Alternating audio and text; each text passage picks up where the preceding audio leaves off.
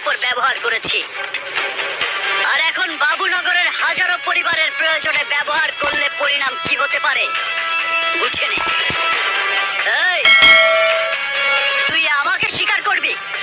তুই? আরে কুকুর কখনো বাঘ স্বীকার করতে পারে না।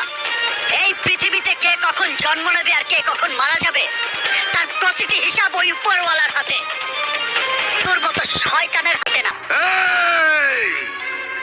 এই বাবুনগরের ইতিহাসের পাতা উল্টে দেখ। এই এলাকার মা বাপ আমি, এই আসলাম সওদাগর। মা বাপ ঠিকই, তবে অবৈধ সন্তানের। শোন, ইতিহাস সৃষ্টিকারী কখনো জানান দিয়ে কিছু করে না, বুকের সাহস থেকে তার জন্ম নেয়। আমার মতো